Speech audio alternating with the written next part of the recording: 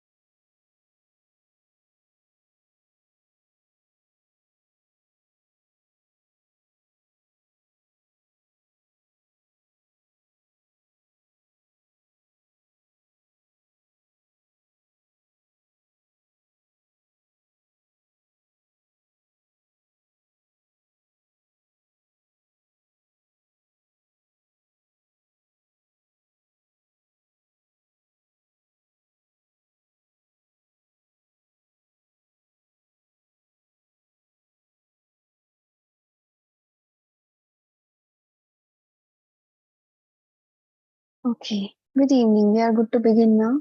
So, anyone has any doubt from week 1 to week 4, especially week 3 and 4?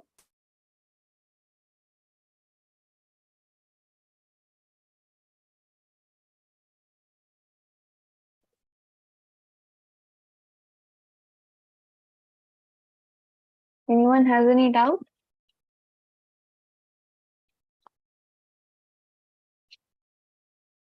Hello, am I audible?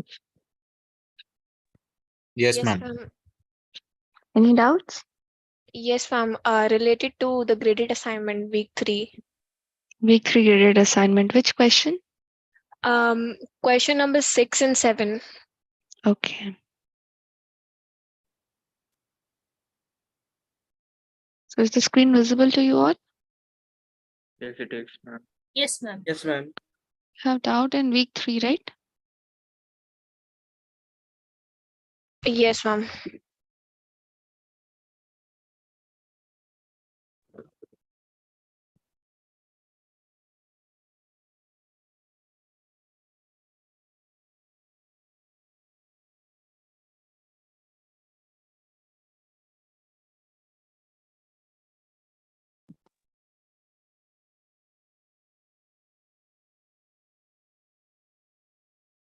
This is the question. Ma'am, in this session, you will discuss about the concepts or you will take the doubts? I'll take the doubt. You want me to discuss any concept? Can you discuss week 4, ma'am? Because Week Can you 4. first take doubt? Yeah, I'll first take doubt in the first 30 minutes and later we'll discuss some concept. Okay, for concept, you can go through the tutorial lectures, right? Oh, okay. This is the first question. Someone had doubt in this, right?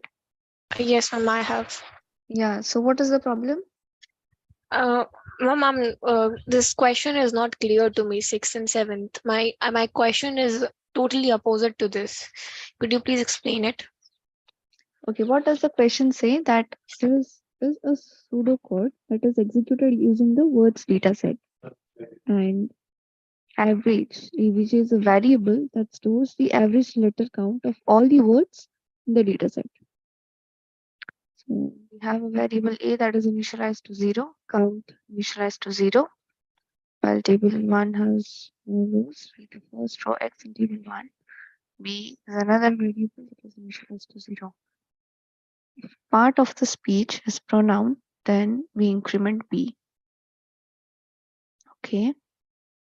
And if X dot letter count is greater than average, that means if B is a pronoun and the letter count of the word, if X is a pronoun and letter count of X is greater than average, then again B is incremented to 1. So you can have B as 1 or 2. And if B is equal to 0, then A is equal to A plus 1. So A keeps a count, A is incremented only when B is 0. And B remains 0 only when the part of speech is not a pronoun and its average letter count is less than. Yes, okay. So did you notice how I analyzed the pseudocode? Yes, ma'am. So any difficulty in that? No, ma'am. Okay. So B is a local variable that is initialized to 0. Okay. Yes, ma'am. So if you see that X is referring to the current word, right? From the words data set. Yes, ma'am. So if you see that the word is pronoun, then you're incrementing B by 1. Hmm. And moreover, if it is letter count is greater than the average letter count of the data set, then again it is incremented. So the maximum value of B can be 2. Yes, ma'am. That means it can be either pronoun or its average letter count will be greater than the average letter count. Yes, ma'am. So A, you need to what do you need to find? What will A represent at the end of the execution? So A is incremented only when B remains 0. Yes, ma'am. Correct. So B will remain 0 only if both the if conditions are false. Hmm. So what would be the answer? So the number of words which are not pronoun and the letter. Exactly. First, this has to be false. That means the word is not a pronoun. Yes, ma'am. And then this also has to be false. Yes, ma'am. So the letter count should be less than Average. or equal to the average letter count. See here, greater than sign. Greater than sign means there are two things, that either it is less or equal. Yes, Okay. ma'am.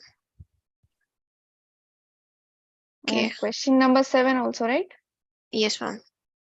Okay.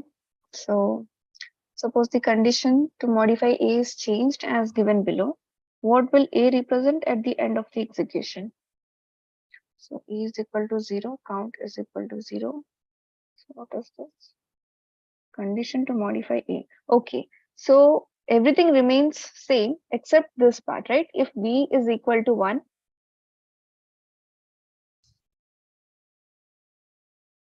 are you listening?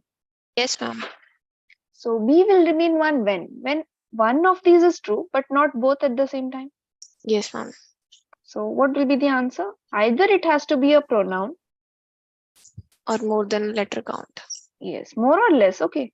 Yes, ma'am. Okay. So anyone else having doubt? Ma'am, also, can I ask one more? Yes. Also, on the 8th question, Right. in the options, option C and D, oh sorry, B and D, I think is the correct one. Ma'am, question number 5 is my doubt. 5. Just a second. Do you have doubt in 8? Yes, ma'am, I have.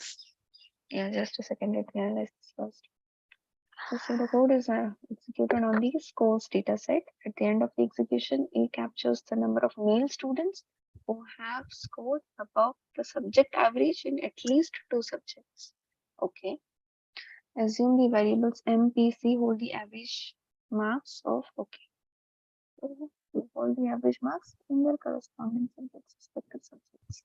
P is a variable that is initialized to 0, while table 1 has no rows. C is another variable initialized to 0. Okay, read the first row X from table 1. If X dot gender is male and the mathematics marks of the male student is greater than the average mathematics marks, then we increment B. Or if the physics marks is greater than the average physics marks, then it is incremented. Okay. So A captures the number of male students who have scored in at least 2 subjects. Okay. So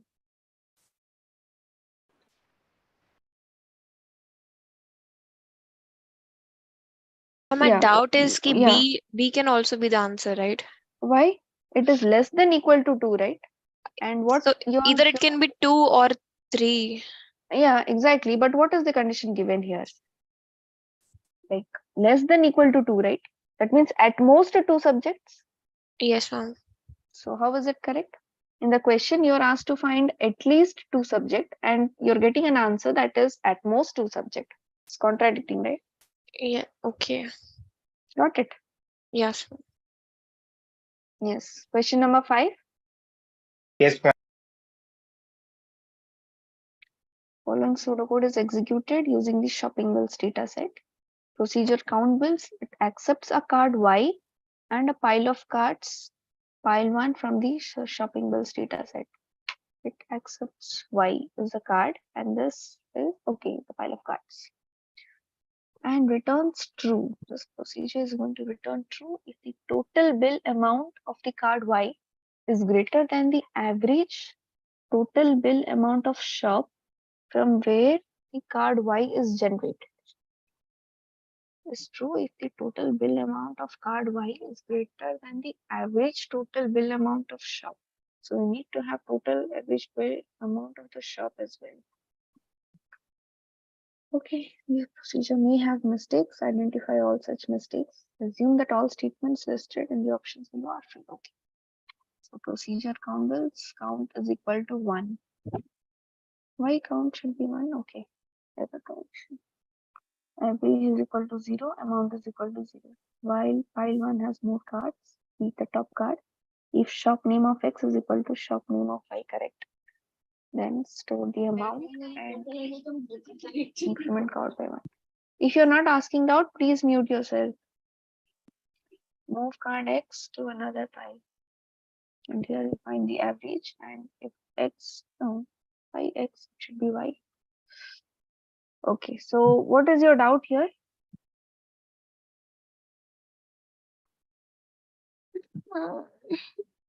Question number 5, your doubt in this question? Ma'am, option A. Option A. I want to find the average, right? In AVG, I want to store the average and that I'm computing in line number 11. So how will I get the average? Total by the number of shops, right? Sorry, total, the total amount of that shop divided by the number of bills I have or the number of cards belonging to that shop. So Yes. average, so initialization of average should be 0 only initially, right? Okay, ma'am. Okay. Anyone else having doubt in this question? Graded assignment, question number 5. No, ma'am. And line 12, 9. is it wrong because Which number one? 5 question. Question number 5. Ma'am, option Okay. Line Question number line 5 itself. line Which one? 12. Line 12. 9, 12. That Yes. is A in capital. That's why it is wrong. Yeah, A in capital. This is actually a typo, I think. Okay. The main wrong is X dot total bill. You have to check for this card Y, right? You are given a card Y, and based on that you have to check. But here you are checking it on X, where X is undefined. Check. The scope of X is within this while loop only. Okay. Okay. And this is also, I think, a typo. It should be small. Small. Anyone else Okay. having doubt in this question?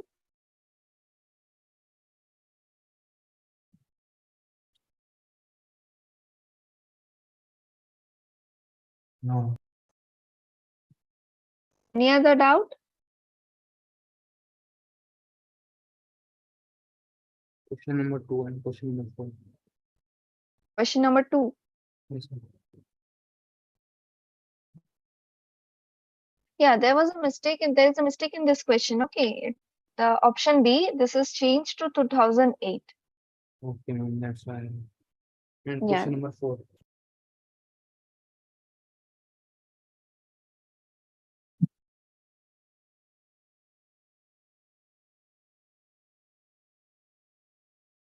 Hello. Hello. Your Hello. screen is not visible. Okay. Disconnected.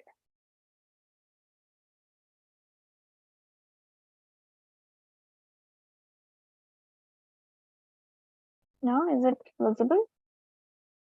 Yes, ma'am. Yes, ma'am. Okay. So question number 4.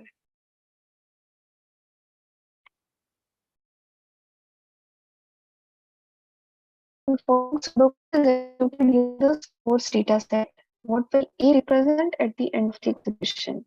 So is initialized 0, count to 0. While table 1, that is code's data set, has more rows, read the first row X and table 1. B is initialized to true. Count is equal to count plus 1. If X dot physics is greater than 90, B is equal to false. Greater than or is equal to 90. If X dot chemistry is greater than or is equal to 90, then if B is equal to true, then A plus 1. Okay. So what's your doubt in this question? Ma'am, I didn't get this question. And Okay, so when this pseudocode is when I tried with example, I take 3 examples, 65, 72. Suppose a student 1, 65, 72, and 82 marks in PC. And similarly, I have taken cases 81, 96, and 85. I didn't get when false, and if false in somewhere and true in somewhere, and then what will be it in end? okay. Tell me one thing, that if I have the physics marks as 80, okay. So what will be the value if I, okay, take example of 3, like 80, 80 and 80. 80 in all the 3 subjects, okay. Yes, ma'am. So the first condition, that if X dot physics is greater than or is equal to 90, becomes false. Yes, ma'am. So the value of B will remain true or will it change to false? B will be true. True. Similar case for chemistry and Chemistry mathematics and also. mathematics. Yes, ma'am. So at line number 15, if B is equal to true, that is B is true, correct? Yes, ma'am. You are incrementing A. Yes, ma'am. So what does that mean? That you are keeping count of those students who have not scored greater than or equal to 90. Yes, ma'am. That means you're storing the number of students who have scored less than 90 in all the three subjects. Yes, ma'am. But ma'am, if suppose a Hmm. student has marks 81 in physics and 96 in chemistry and 85 in mathematics, then how will this procedure go on? Okay, 86 in physics, so B will remain what? True? Yes, ma'am. And chemistry will become false. Just a minute, I'll have to mute. Please mute yourself if you're not asking doubt, please.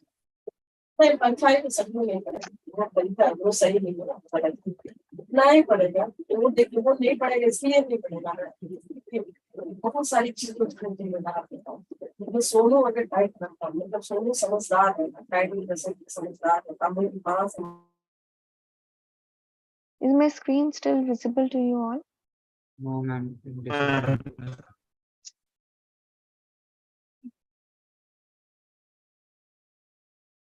It's visible now, right? Yes, Yes. ma'am. Now visible. Okay. So if physics marks is 86, so what will be the value of B? And B will be true. True. And chemistry marks is 96, then what will be B? It will be false and false. False. Once it is false, do you have any option to change it to true again? We cannot In the change same it. card? In the same card, you cannot change it, right? Yes, ma'am. So if at least in one of the subject, if the marks is exactly equal to 90 or it exceeds 90, then B becomes false. Yes, ma'am. So what are you storing at the end? B is equals to true. A. True. Or false. False, right? It is false Yes, for ma'am. chemistry, so false again. Okay. So you're capturing the number of students who have scored less than 90 in all the three subjects. Okay, thank you. And ma'am, for question number 2, if I am marked 2005 to 2007 including, will I get some bonus point or will I get point? Yeah, this will be considered. Okay. Like those who Okay, have thank marked you. this or have not got this question correct, this will be reconsidered. Thank you. Any other doubt?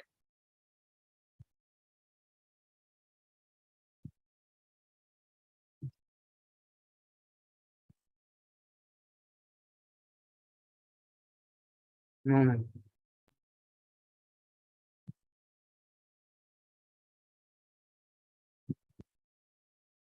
Anyone having any other doubt?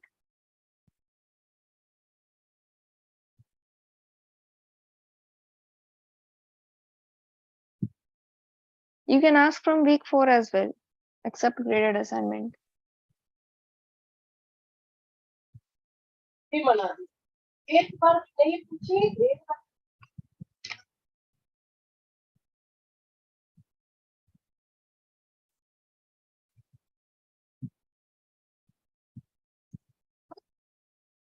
Anyone else having any doubt?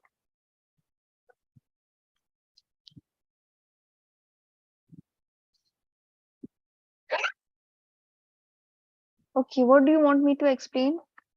If you do not have any other doubt.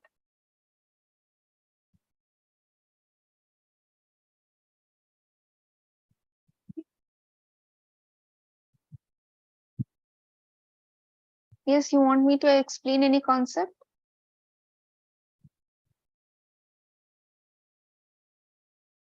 Am I audible? Yes, ma'am.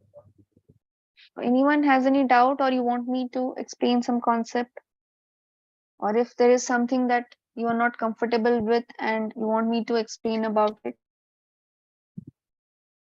And if in 3 prize problem, and the third Which winner, one? 3 Which prize one? problem. Free prize. Problem. Is it a part of activity, practice, or graded assignment, or which Week week are 3. you referring to? Ma'am, it's a week. Week 3, which one?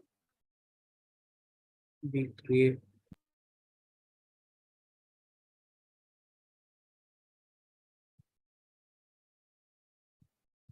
The lecture. Yes, ma'am. There are two lectures of Any questions type. which we'll be discussing, ma'am? Like, are there any questions? Like last week there was some discussion, some slide was shown and discussed.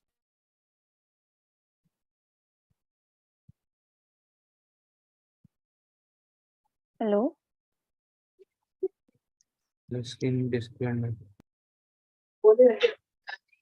Happens to the screen. Those are the issues. Ma'am, will you be discussing some questions today? Because last Yeah. week slide was shown and questions were discussed. Yeah, I'll be discussing questions too. So this three prices problem, until and unless I place this video here, it won't be clear to you.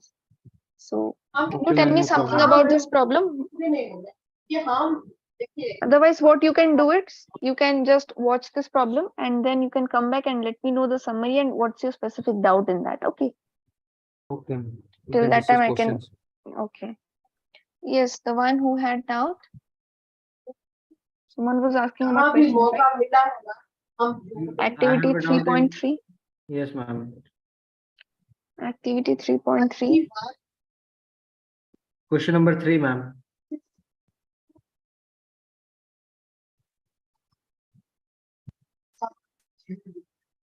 Consider the following table that has been generated from a paragraph with 100 words.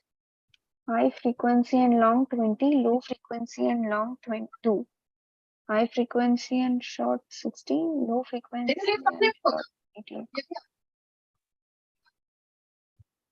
What is the percentage of high frequency words? Confirm the hypothesis that high frequency words are short. What do you mean by a high frequency word? Ma'am, it is a word having a letter count of equal to 6 and more. And what is long? Ma'am, this is long only. Long Oh, means like which is high frequency and long, high frequency and short. So, okay, if high Mm, frequency means the letter count Number is of more than 6, then what is long? Ma'am, long means that the letter count is equal to or more than 6. And frequency here indicates the number of time a particular word occurs in the paragraph. Okay, so what is the percentage of high frequency word? Confirm the hypothesis that high frequency words are short. So high frequency words are short. So you Yeah. need to find out how many high frequency words are there that are short. Okay, so you need to draw a Venn diagram structure kind of thing, and from that you need to confirm this. But ma'am, we have to find the percentage, na, so that we have given the count is 60. So 100 of 60% is 60 only. No, in total there will be 100, right? Okay, let me try with Venn diagram. Okay, wait, let me copy this.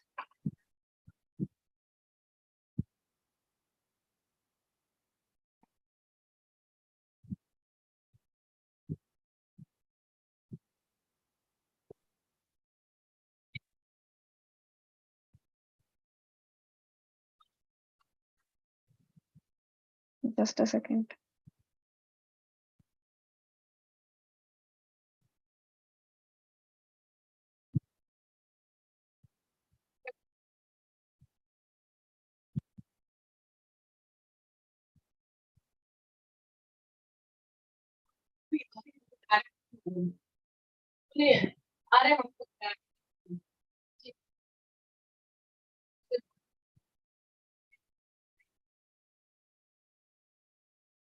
Okay, is the board visible? Whiteboard? Yes, ma'am. Yes.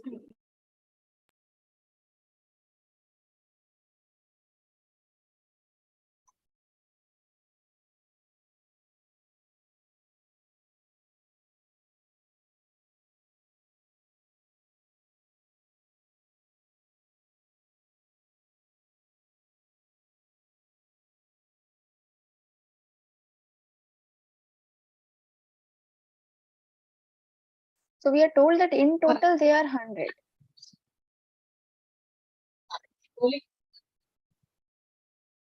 So one will be with high frequency, other one with long.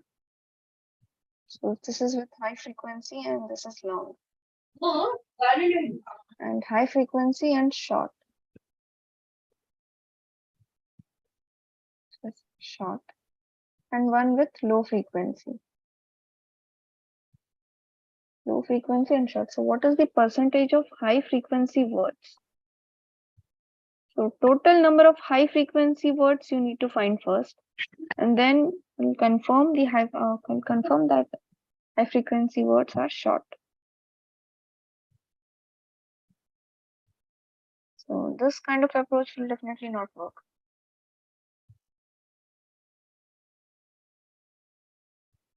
And we are given the count. Yeah, total with 100 words. So out of 100 words, we see that 20 words are low frequency words, right? So this we are not going to take into account this part. So from the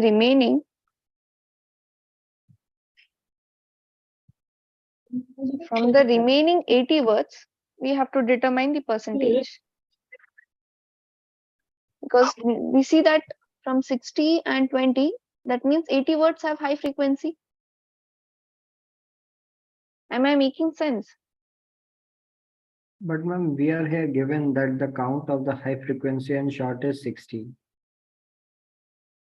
Yeah, but though it is long or short, but the count of high frequency words will be 80, right? Because 2 and 18, they correspond to low frequency words. Yeah, So ma'am. total high frequency words will be 80. Yeah, ma'am. So what is the percentage of high frequency words? That will confirm that high frequency words are short. So what is the percentage of, like this they are asking, 60 upon 80 into 100? Is this that is they are asking for?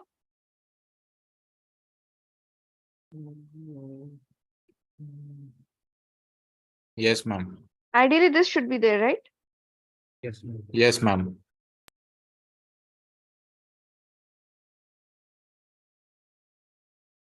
Any doubt in this? Hello?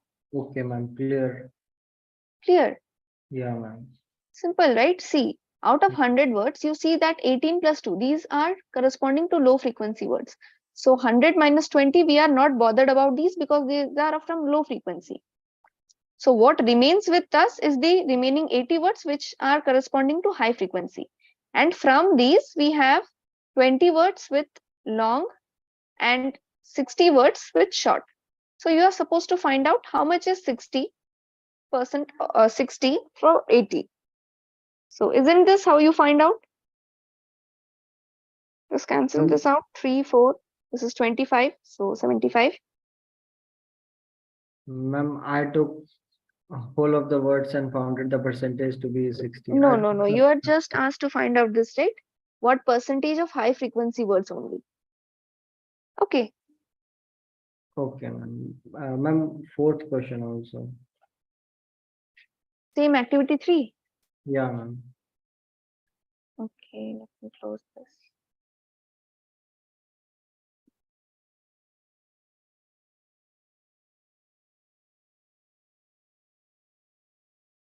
Which question? Ma'am, can you discuss week 4 concepts? Yeah, let me take up the doubts first and then I can discuss. Have you gone through the lectures? Yes, ma'am. Okay. Yeah. What is your doubt here? What percentage of low frequency words reject the hypothesis that low frequency words are long? Okay. The same way around.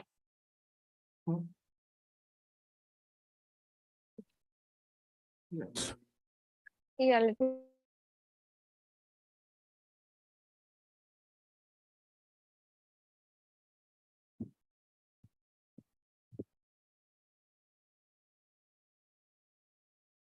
Question number 4 is also in the same way around. Okay, Yeah, they ma'am. asked for high frequency, you're asked for low frequency here. So now you guide me how to solve it. Okay, if you have understood question 3, then you shouldn't have a problem with question number 4.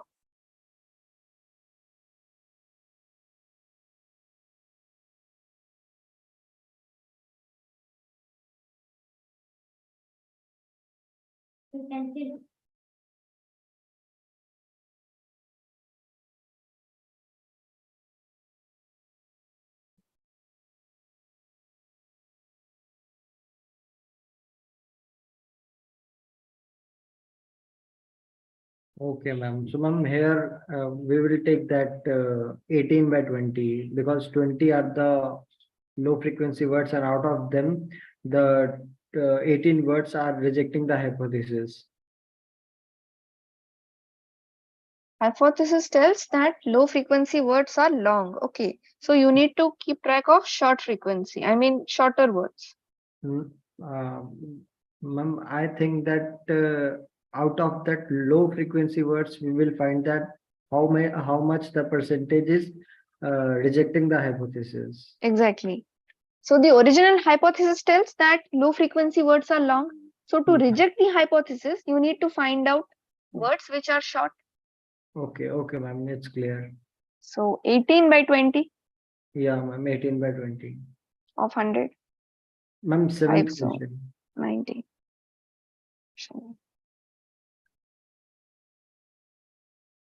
Which question? Seventh, same. In the same activity, 3.3. Yeah, ma'am. Okay, we have to plan a three-way classification for both frequency and length. There is now a medium frequency in addition to high and low. Also, there is a medium length in addition to long and short. Given this setup, how many variables would you need to maintain to keep track of word counts of different combination of words that would come up? We have a plan to have a three-way classification for both frequency and length. Okay, frequency and length are the two parameters. Okay. There is now a medium. There's now a medium frequency in addition to high and low. Okay, tell me for the short and long ones, how many variables you needed? Ma'am, particularly 2 for each. 2 for each. So this was 2 to the power 2, that will give you 4. Right. Because we had frequency and long or short. Yeah, ma'am. Now you need what? You need one for medium also. Yes, ma'am. So will it not give you this?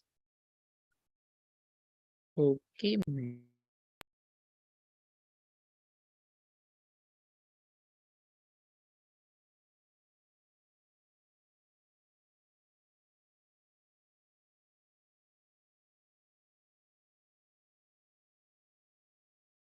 Yes. Any other doubt? Ma'am, ma'am, it is not clear to me. This one. Ma'am, the seventh question. Yeah. Do you have the question in front of you? Yeah, ma'am. So we have a three-way classification, right, for both frequency and length. That means the length is also divided into 3 parts and the frequency also divided into 3 parts. See, in this question, we had two-way classification. Yeah. What were the two ways? That either it is long or short. Yes. So with frequency, with high frequency, you had long as well as short. And with low frequency, L, you had again long and short. Now you have medium as well. So high frequency with long, high frequency with short, high frequency with medium. Medium. Okay. Right? Okay, ma'am. Okay. It's clear. Thank you, ma'am.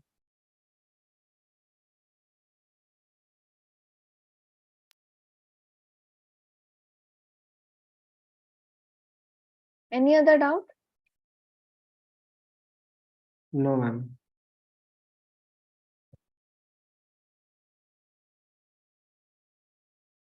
So if you do not have any doubt, can I proceed to the concepts? Yes, ma'am. Yes, ma'am. Ma'am, can I ask week 3 graded assignment, ma'am? Some question. Week 3, okay. Ma'am, question number 4. Graded assignment? Yeah. Week 3 graded assignment.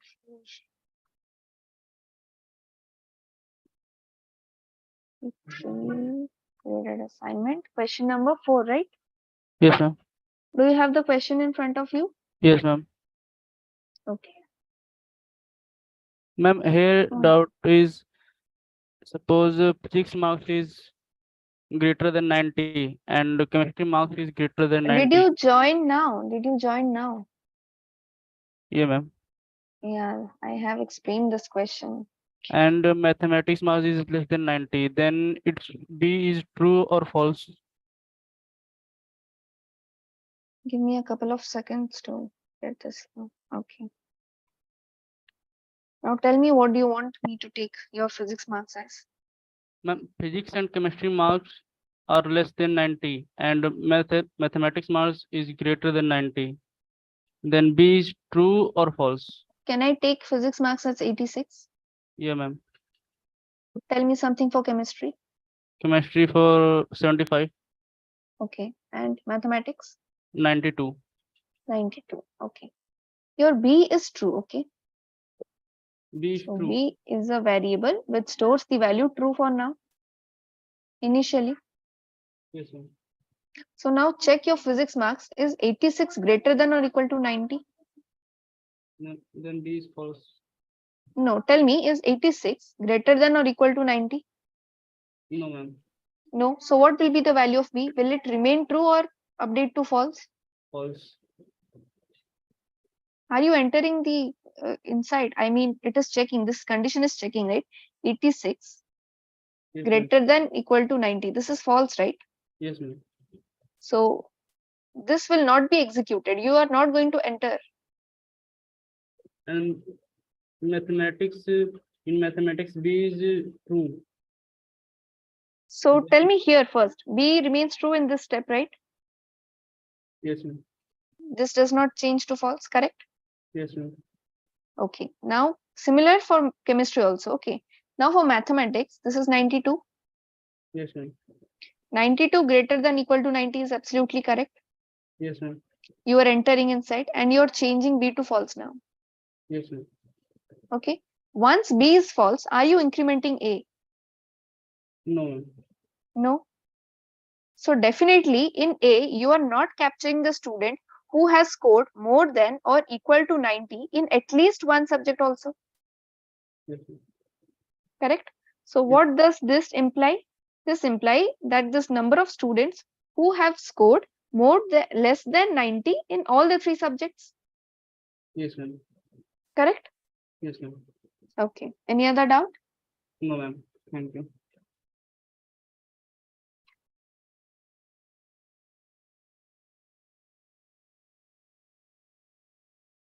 In week 4, mainly we deal with binning and nested loops. Okay. So how do you want me to go? Like through questions, should I explain the concept or how? Ma'am, through question. Through questions. So shall I switch to practice questions or from activities? From activities. Okay. So are you able to see the question screen or just the whiteboard? Whiteboard. You are not able to. Okay. So the first activity question that we have is, so can you all have something like the activity questions in front of you, like switching in another tab or something?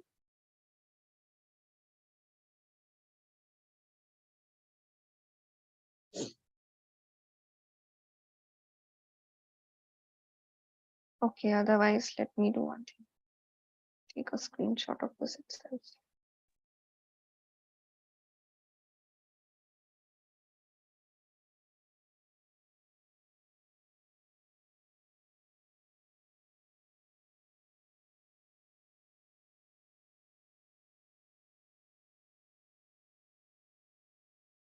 These are the first two questions from activity 4.1. Okay.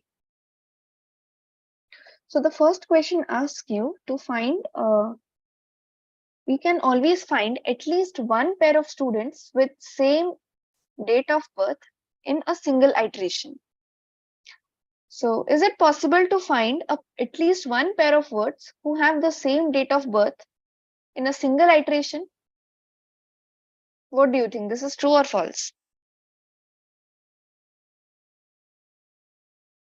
This is about finding pair of student, right? How can you actually find a pair of students? See, suppose I have a list of a table of cards here. Okay.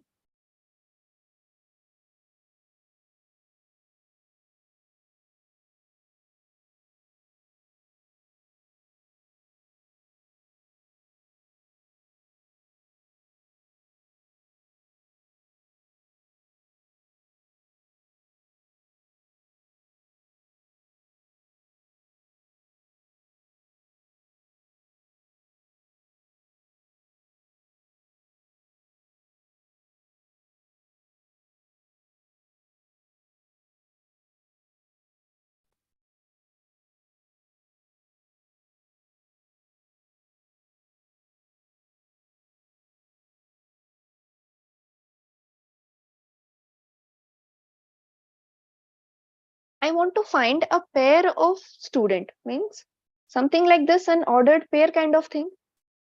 Yeah. Okay. So they should have the same date of birth. So visually I can say that A and D can form a pair. Yes, ma'am. Okay. So, but through a detailed approach, how I do that?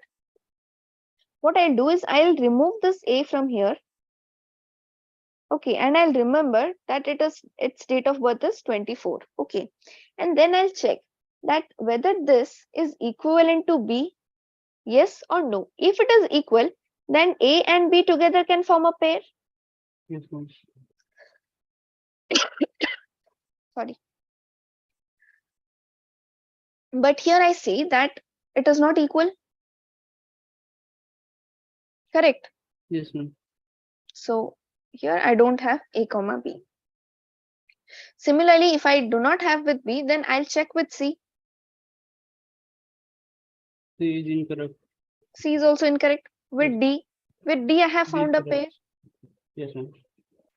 Okay, so this is how I check. So this is a favorable condition that I got with A itself. Okay, Yes, ma'am. so you might say that in one iteration I can get this, but check for B. Will it be the same true for B once I have removed this A? So in the first iteration I got to know that A and B do not form a pair. Yes, ma'am. Okay, so if in the question it would have been that if the word always would not have been there, then it would have been true, because the first instance with A we got A and D. But this question says that always you have to find a pair. So will it be true always? No, ma'am. Is at least one pair, so it can Huh. always at least one pair. Okay, let me give an example for that. So, okay, wait, let me give an example for that. Just give me a minute, okay, I'm erasing this.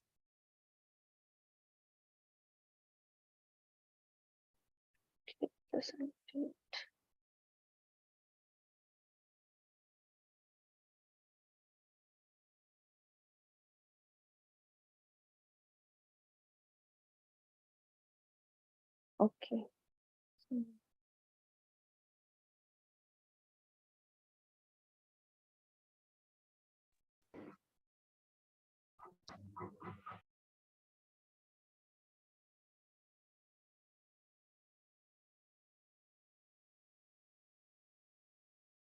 So I have changed my instance now, okay.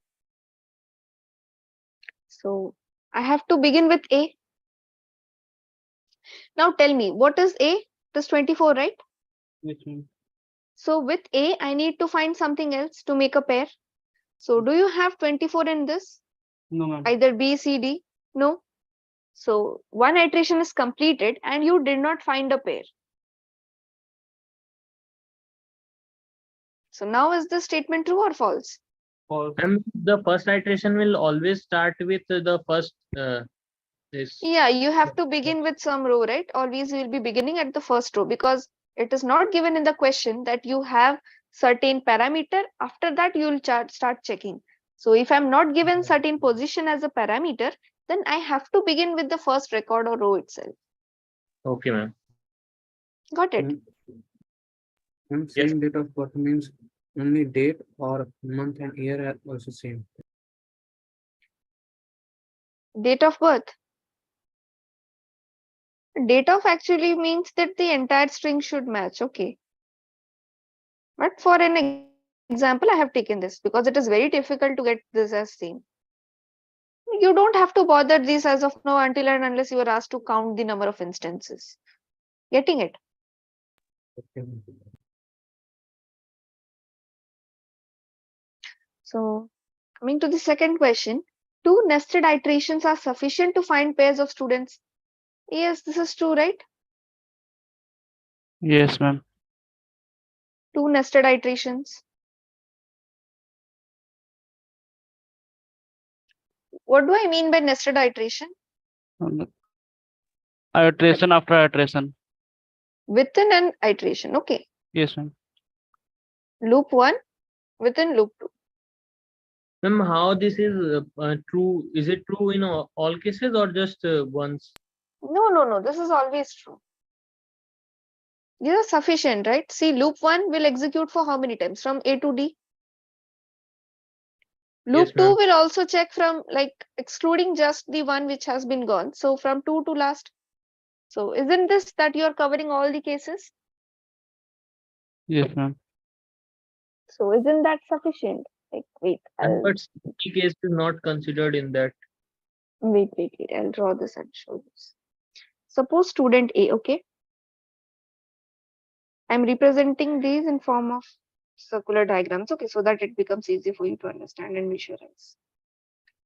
So loop means what? Suppose A, this first iteration, I'm choosing A, okay, the first row. Then in the inner loop, I'll be comparing A with B first, A with C second, A with D, and A with E. Getting it? So there are two possibilities that I might find a pair or not a pair in the first iteration itself. Yes, Are you ma'am. getting it?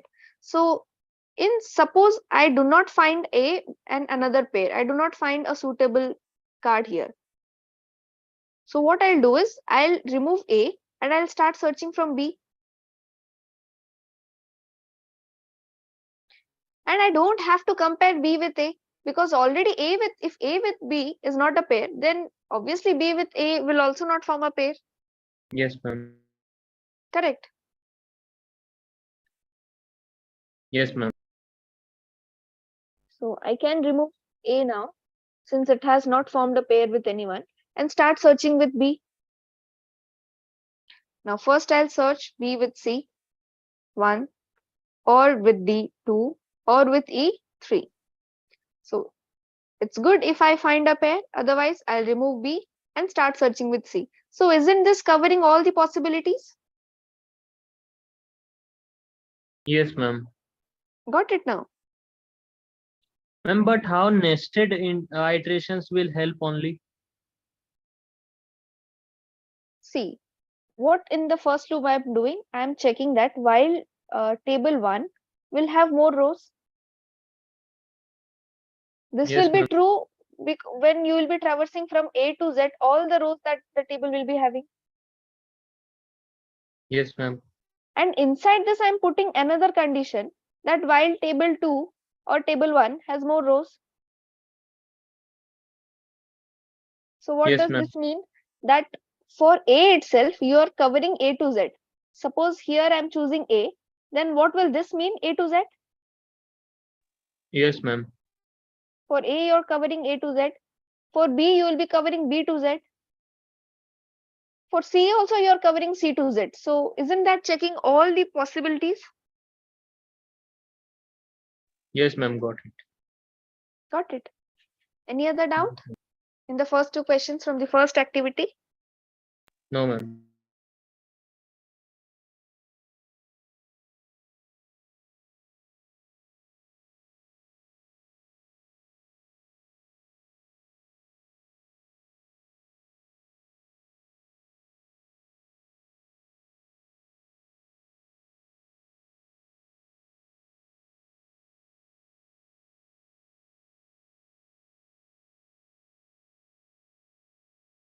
This is the third question. So statement 1 says that there is a student X which is compared with another student Y. Okay. So student X is compared with Y. Repeat statement 1 until the pile is empty. Okay, so X is being continuously, it is being compared to all the rows of the table. Okay. Statement 1 and 2 clear? Yes, ma'am. Yes, ma'am. Okay, now see, the date of birth of student X does not match with any of the student in pile 1. So suppose these are the cards from pile 1. Okay. And X does not match with any of these things. Then based on this, which is the following correct? Both X and Y can be discarded from the deck. Is it true? No, ma'am. How?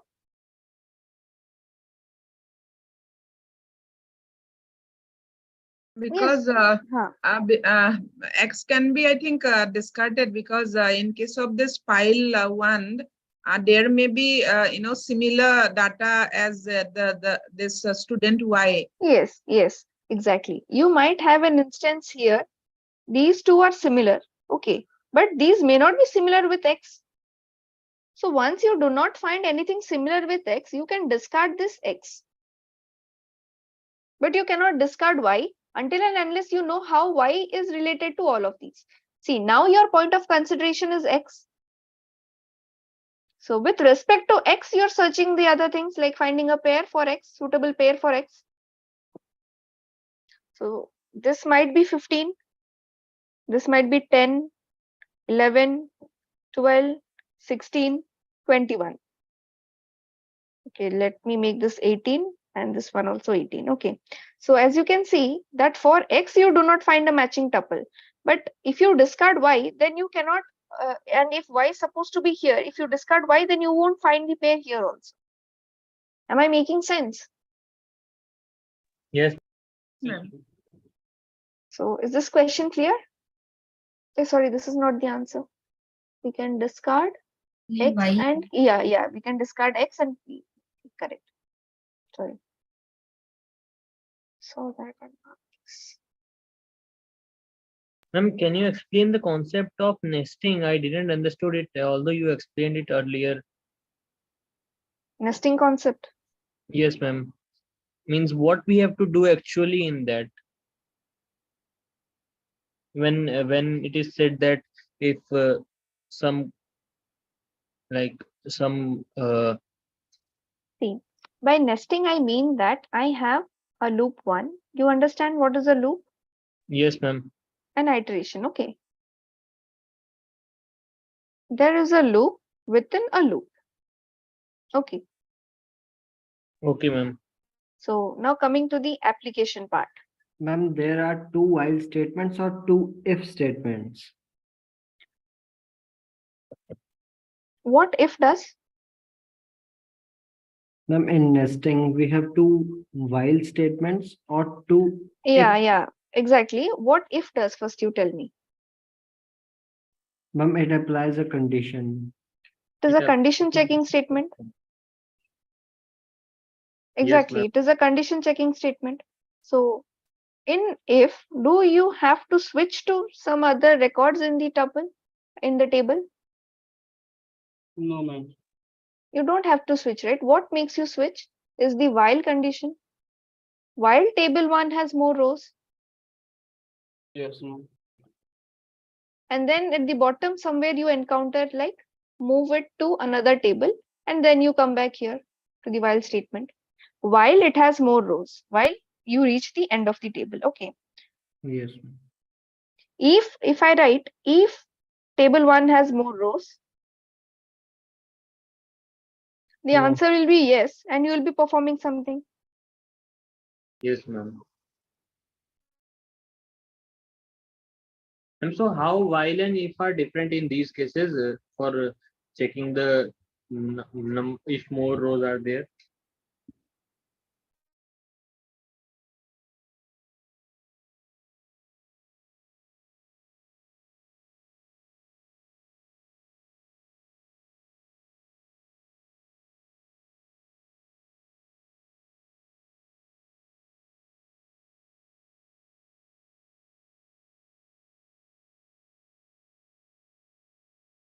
Ma'am, when there is multiple condition checking statement, is that called a nested loop? No, no, no. Multiple condition is like nested if statements. Okay, I'm coming to it. Please wait. Let me first clear this concept, then I'll come.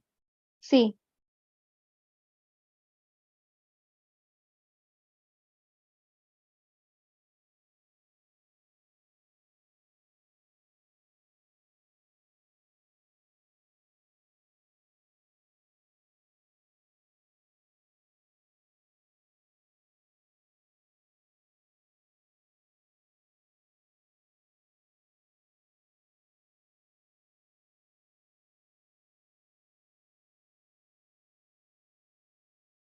tell me what this does. The one who asked the difference between if and while. Ma'am, here if we'll have more rows in the table 1, then we'll do something, that is we'll apply the procedure, and again when that is done, then we will like move to next row, and I mean we'll again check that table 1 has more rows or not, and then do the same, means repeat the things.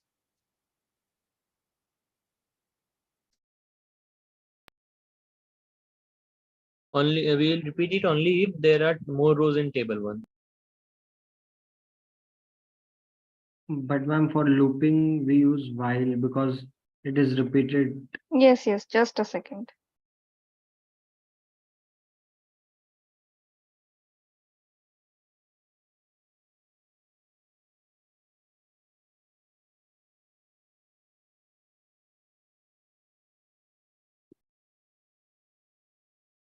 What is the difference that you see in these two? Is basically this one, right? Yes, ma'am, one step that go to 1. Go to 1. So this is the implementation of your while statement through if. Okay. Okay. So now did you understand the difference between if and while? Yes, ma'am. Like if we use If just, yeah. Yes, ma'am. If with if you will get two parts, that is yes or no. Okay. Yes, ma'am. And when you talk about what happened to this pen? And when you talk about while, you have a condition here, and based upon the condition, you will enter the loop and perform the operation. Okay, ma'am. Got it? Yes, ma'am. Yes. Any other doubt? अरे class नहीं कर रहे हैं यार भाई class zoom red Any other doubt? No, ma'am. Nested No. loop, nested if condition, and why we need nested loop. Anyone? Ma'am, like in the if statement, we have to check one row, and if it is correct or not correct, then we have to go to another row. But in while statement, we have to check only one statement. See, in if you're just checking the condition, okay. And then you're entering the blocks, and whatever the block says, you're doing that. If I do not have this go to 1 statement, then what it does? It moves to the next row and stops, right? Yes, ma'am, it will complete the Complete. But coming to while, it will again go back here, right? Until the condition is false, you're going to execute this block. Yes, ma'am. Got the difference?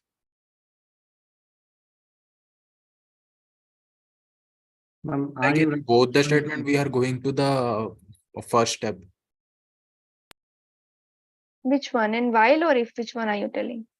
Ma'am, in both the statement, like in the if statement, we are in first row, we are completing the statement, and then we are going to 1. And in while also, we are completing the procedure and going to the first statement. Yeah, I have written for the implementation of while using if. Okay. I'm showing how while statement can be rewritten through if. Yes, ma'am. Okay. That means if we have to continue the same process without giving any further order, then we'll use while, and if we have to just do it once, then we have to use if. Yes, correct. Okay, ma'am. So why to be performed nested? It's correct. It's understood, right? So shall I erase all this? Yes, ma'am. Okay. Now tell me, why do you need nested loops or nested while statements? Ma'am, to check if one statement is true, then only we have to move to the, we have to check the And other to statement. or perform just various operations or various to check various statements, multiple statements. Yeah, when we have to find something like called pairs. Okay. So for pairs, I need to fix one position and I have to check how many of these will satisfy for this one. Correct? Yes, Am I ma'am. making sense? Yes, ma'am, actually 2.2 question.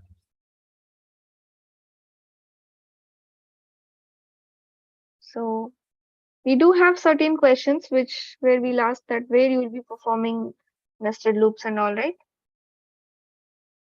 So somewhere I saw a question where we were asked to find where do we need nested loops. Where is that question?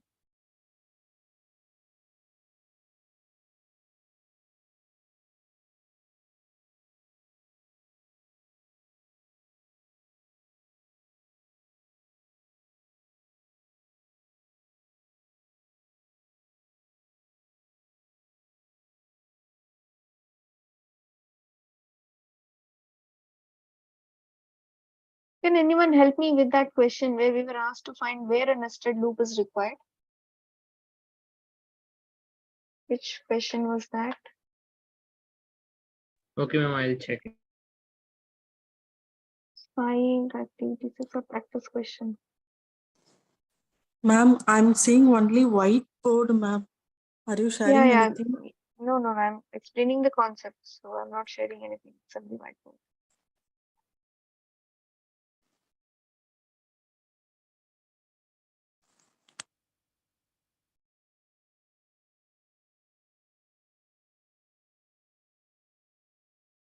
So this question is visible to you all? No, Yes, ma'am. ma'am. Yes, ma'am, it's visible. Visible. So this question is asking you to find the situations where you need a nested loop. So for the first question, do you need? This is just what we discussed, right? Yes, ma'am.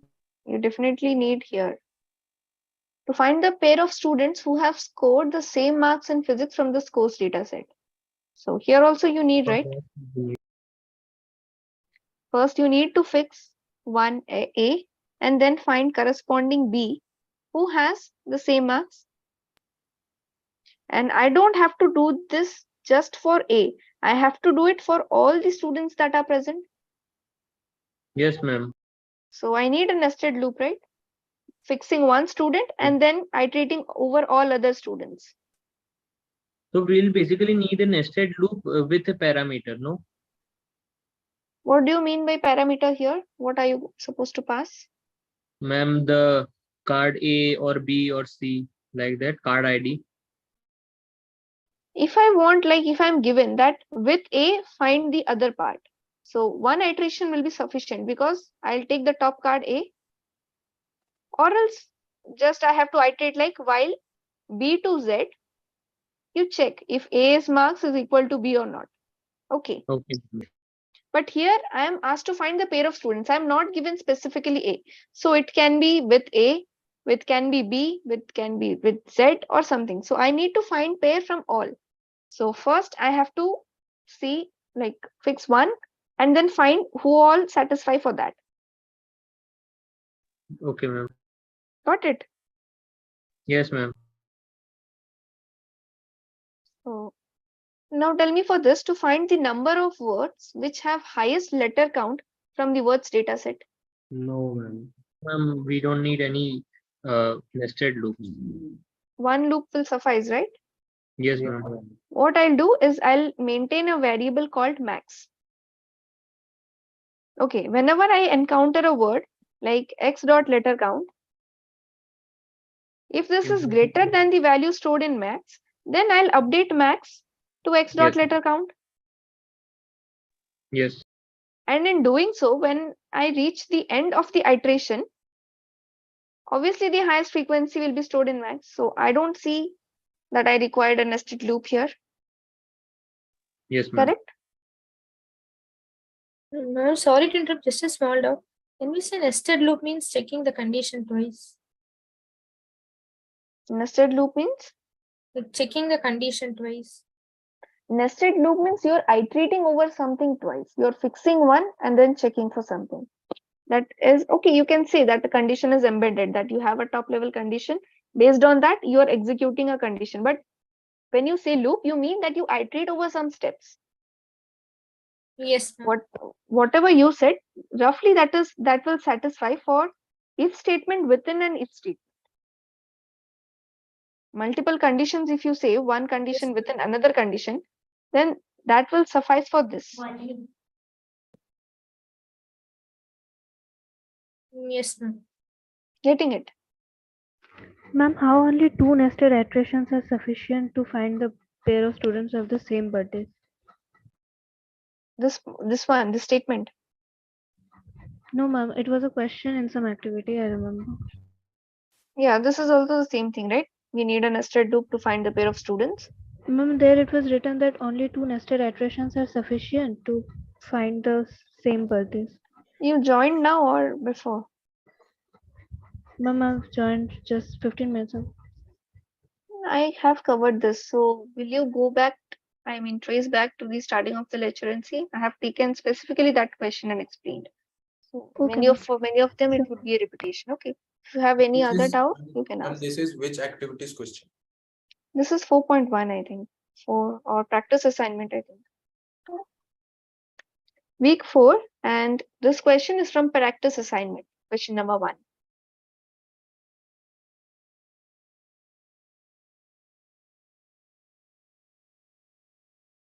So any doubt in practice assignment of week 4, or shall I continue with concepts?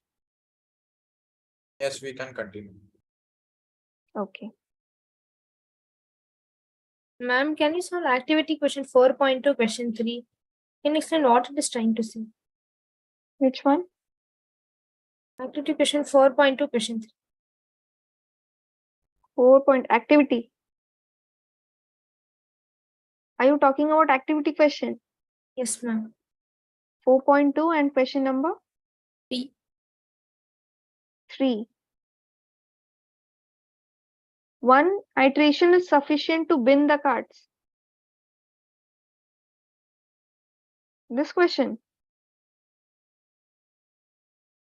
Hello? Hello, are you there? Yes, ma'am.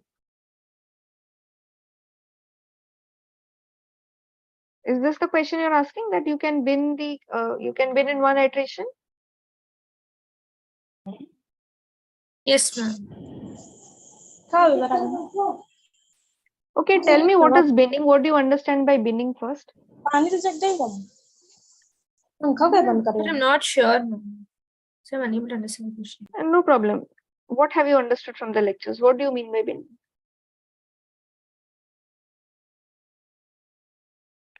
See, if I have the data set of scores, okay,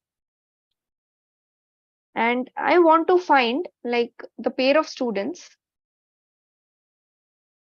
Ma'am, roughly Push. binning means, ma'am, distributing data sets into Distributing your data set into certain groups that would help you in analyzing better and reduce the number of computations. Yes, ma'am. Okay, so the pair of students who have the same who have the same date of birth, suppose. Okay, so for doing this, isn't it a good idea that instead of iterating over the whole data set for each student, I divide them based on their months, like those who have their date of birth in January month, who were born in January month, will be placed here. Suppose card number 1 to 4 satisfy here, and similarly for February, March, April, May, and so on. Okay, so for this process of binning, do you need extra loop? Like, see, what my No, no, procedure no. will be, if my table 1 has more rows, then whatever will be my X card, okay, the card, I'll check if the date of birth is equal to January. First if condition, okay. If it is equal to January, then move to bin, that is January, okay. Similarly, I can check if it is belonging to February, then move this to bin February. So do I need nested loop for this, or just different conditions will work out?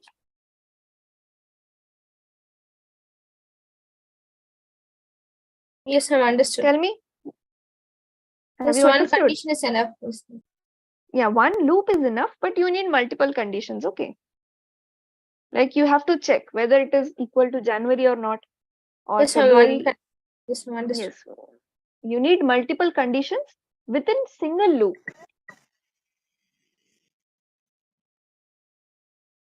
Got it? Yes, I've understood. Ma'am, does it mean that when there is only one while loop, only one, then it will not be the nested one? No, nested one means you're embedding another while loop within one while loop. Yes, yes.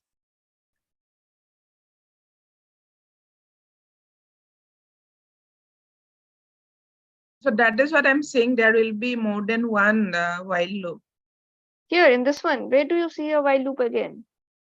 No, no, I'm not saying it is there, but when we are saying it to be nested one. Yeah. That means that you are embedding one while loop within another while loop. Yes, ma'am. Okay, just not restricted to 2, you may have more also. Ma'am, it means nested loops are required whenever we want to find the pairs of something, right? Yeah, pairs is just an example. There are multiple other cases also where you need C. For example, the 3095. I want to find the sum of the digits of this word. How do I find?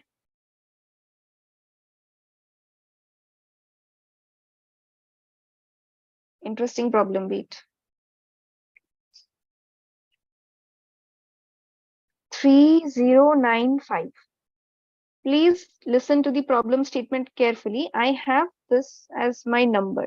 Num is a variable that stores 3095. Okay.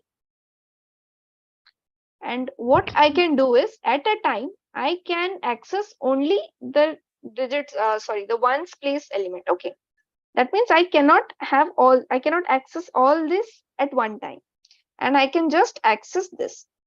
So how do I find the sum of the digits here? You can first divide by 10, then 100, then 1000, and whatever reminders are, you can add them and find the sum of the digits of the number. So do I need one or two? One loop or two loop? Two.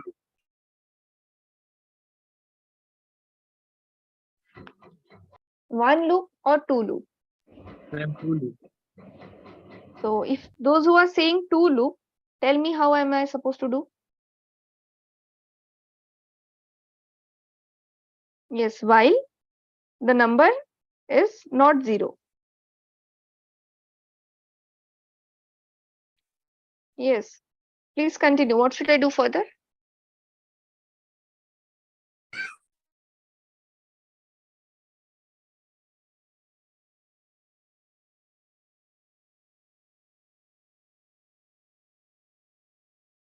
I don't need two loops for this. Anyway, if you're saying two loop, please say how am I supposed to do?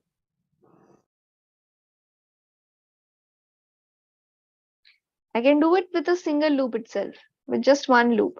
See how I'm doing this.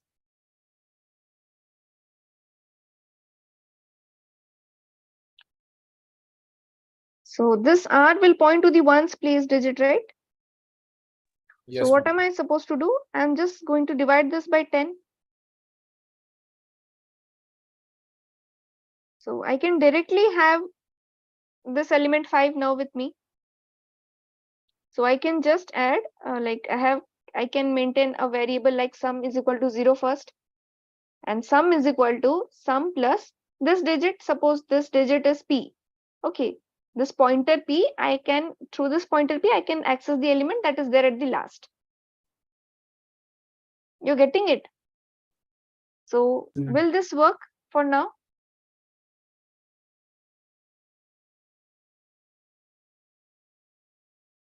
What is my sum now?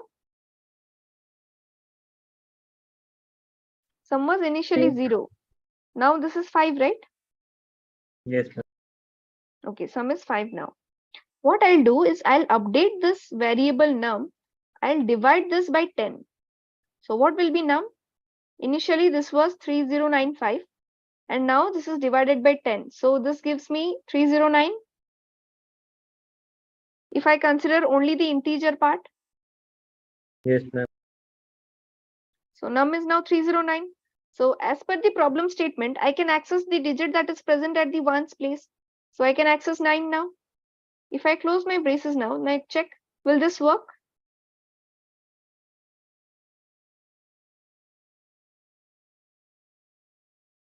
Yes, ma'am. Yes, So do ma'am. I It need is 2 on. loops? I don't need 2 loops here, right? Yes, ma'am. One loop will do my job. Yeah. Now, how many of you know matrix? I know. Almost everybody will be knowing, right? No, ma'am.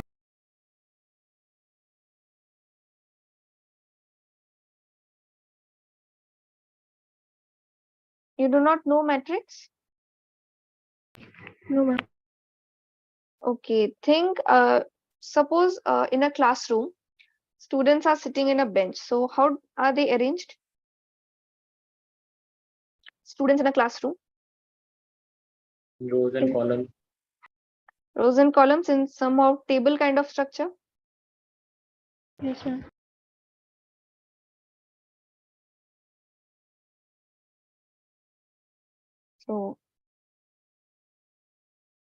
So I need one variable that will iterate through my rows and one variable to iterate through my columns.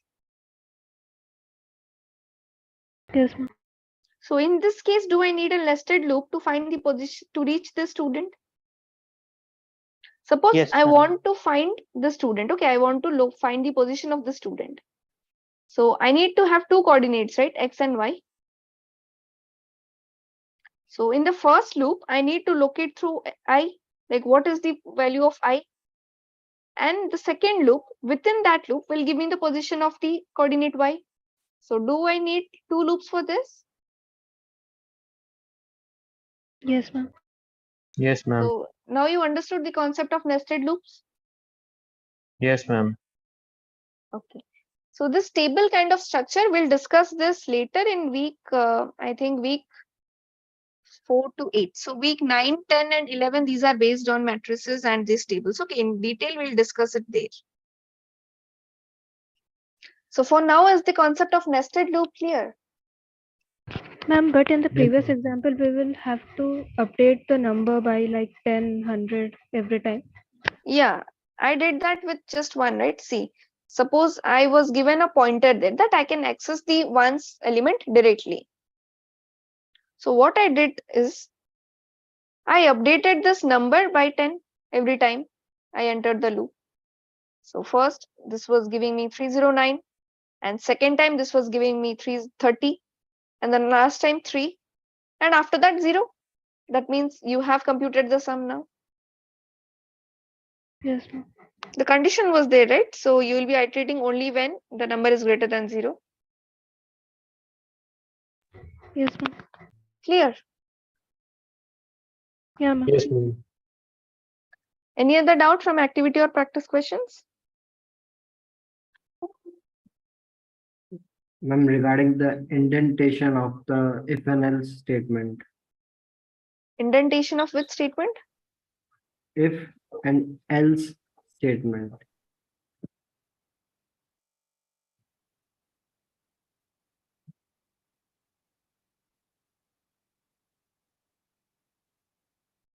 Whatever statements I want to include within this if block, I have to write it out here. Okay. and else block should commence after the closing braces of if. Okay. And else you don't specify a condition. If is false, then you directly get it.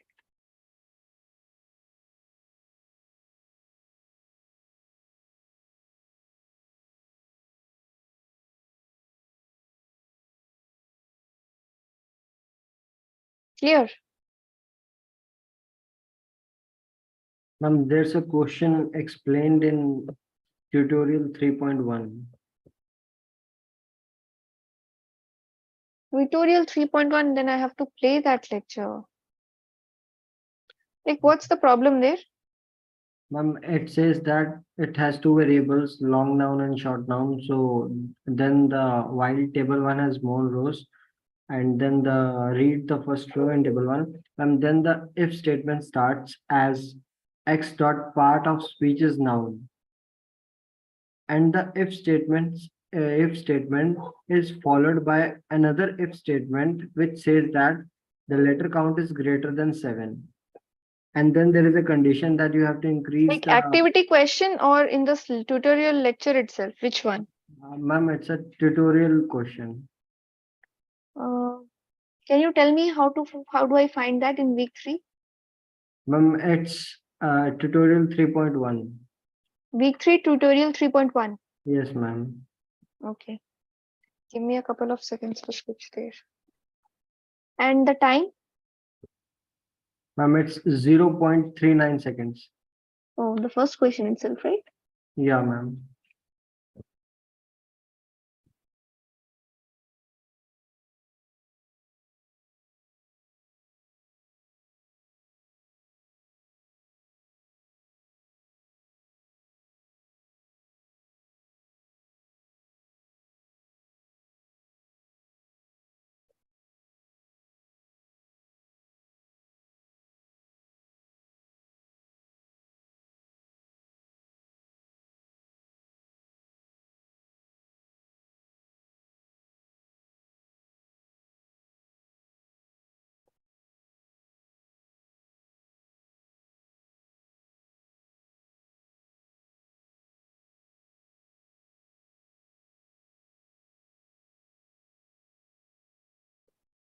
Taking a long time to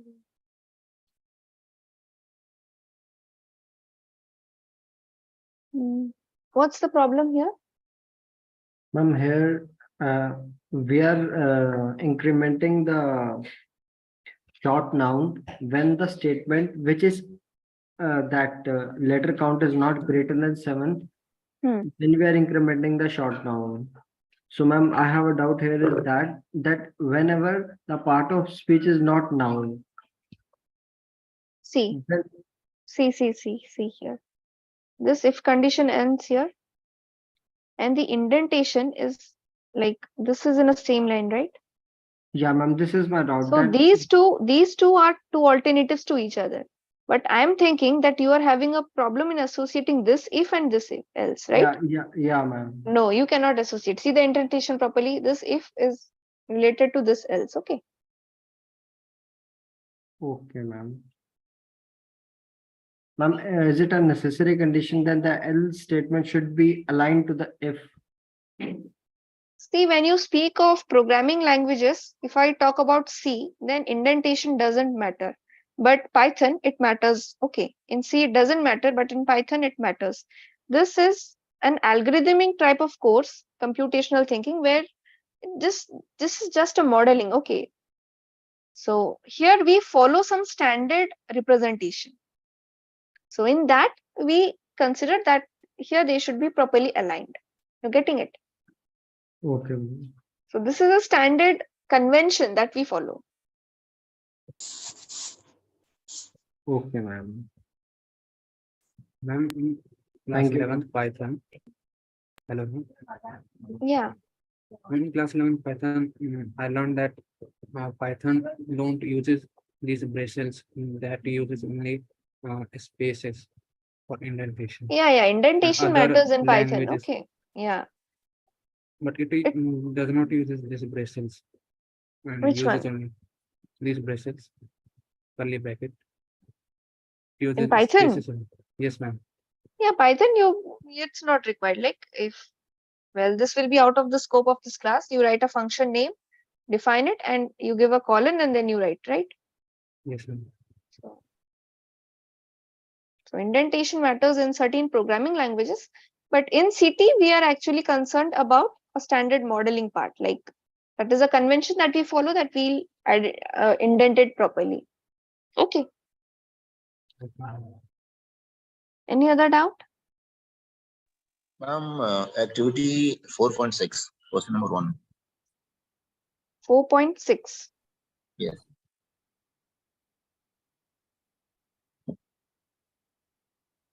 Four 4.6. Yes. Which question? Question number first, 1 itself. 1 itself. Okay.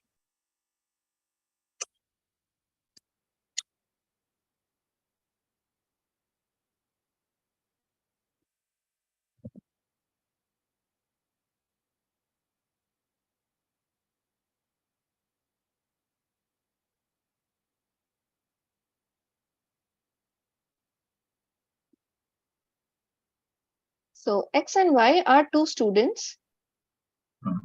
And are these following codes equivalent? Okay. If X date of birth of X is equal to Y, then you're returning true. Yes. Then you'll return true. Yes, yes. Ma'am, I have a small doubt in this. In this symbol, equality and this assignments, are these same? Can we write this? Which one? I didn't get your question. In this first code, X dot date of birth equal to Y. Yes. And in this second code, X that is not equal to. Yeah. So can we write this for date of birth? No, actually, what is your question? Like, my question is, there are one is equality symbol and one is assignment, no? Yeah, assignment is just this. Okay, single equal sign. This is assignment. Okay. But statement is same. Can we interchange this symbol for both the, as it is interchange in this first and No, this is not interchanged. No, this is not interchanged. Not equals to. This denotes not equals to. Okay. Not this also denotes not equals. For not equals, we have two representation, either this or this. Will it this symbol? I thought, ma'am, this is the symbol is not right actually. That's why my answer was no. No, we can use both. Okay, either this or this for not equals. Because only single equal to we use for the number assignment. Yes, but this is not equal to, right? So this. But this is that once you told not that is not means, can we include that inverted exclamatory sign or not? Yeah. This one, yeah. Both are acceptable. Either this or this. Both are acceptable. Means, ma'am, in for the first code where it is written equal to this equal to, yes. Had it been inverted exclamatory sign before this two, had it been the same code? No, I didn't get. Here you want to add this one or what? Yes, this symbol, what you just invert. This one will mean not equal to. If I have this, then this will mean that if date of birth of X is not equal to date of birth of Y, then return true. Okay. Can we write not equal to in this format as you written, as you shown right now? No, this is not acceptable. This is not acceptable. Okay.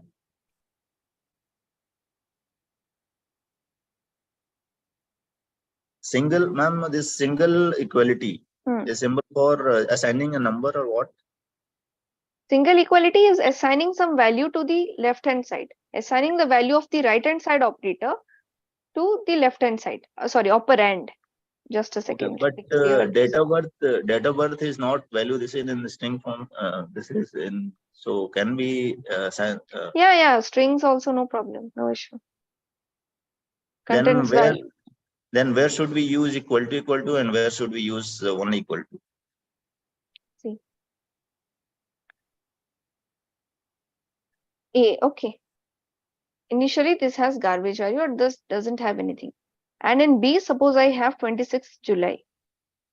Okay. If I write A is equal to B, then from the next statement after this statement, the value of A, if I return the value of A, then A will be having 26th of July.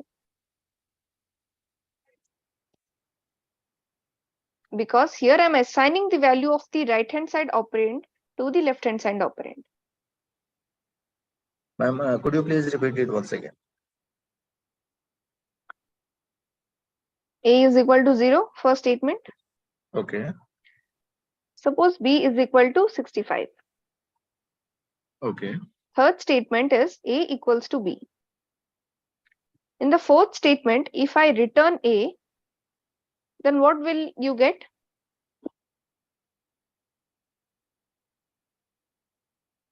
As the output?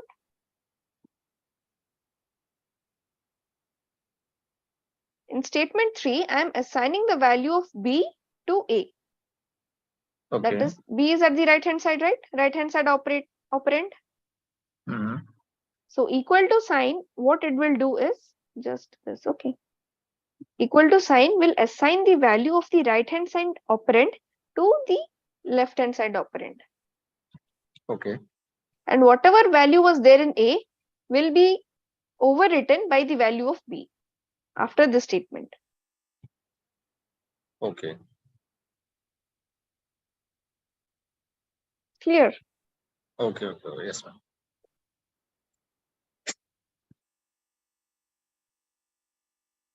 Any other doubt in any activity question or practice question? Ma'am, practice assignment 3, question number 9.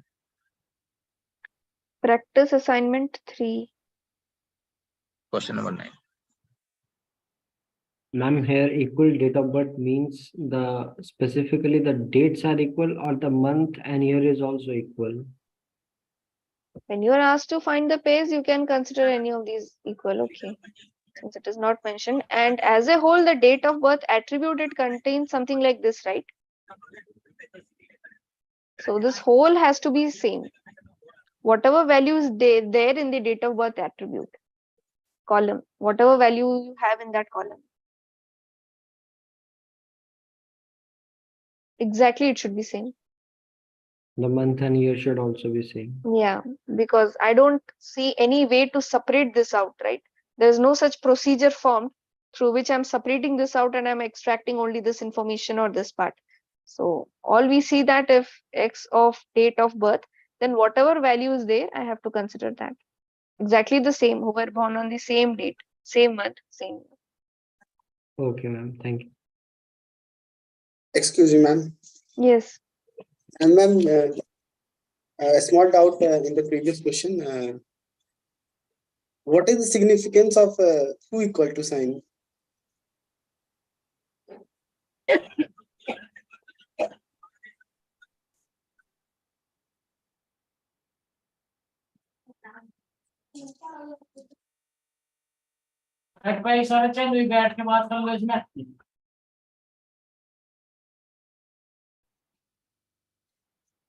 What this does, this is an equality checker, okay. This checks the equality of the two operands. Sorry.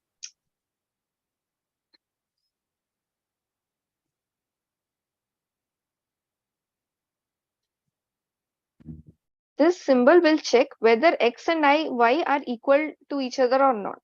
And this will return true if they are equal and false if they are not equal.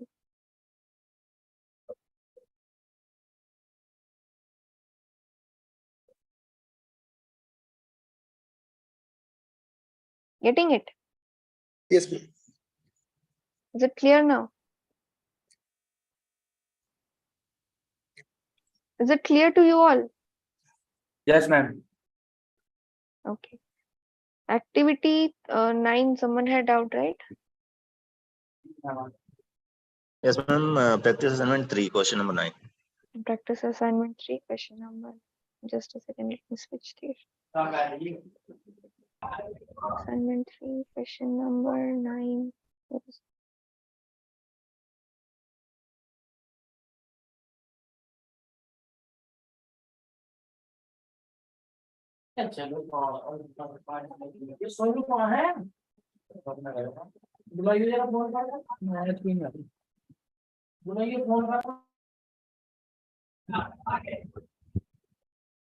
Just a minute, I'm capturing the screenshot of this question.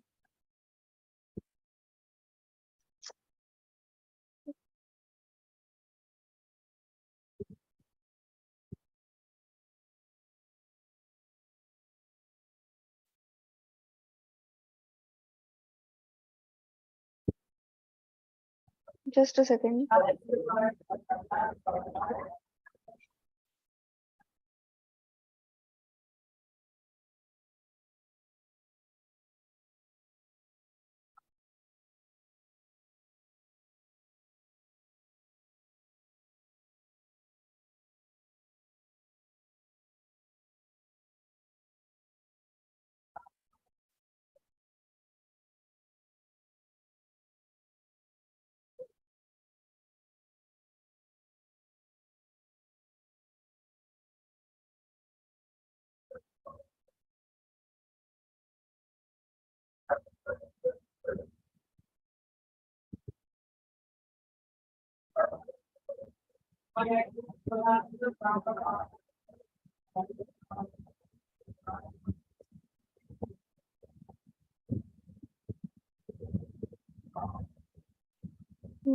What this code does, the following pseudocode is executed using this code's dataset. What will count represent at the end of the execution?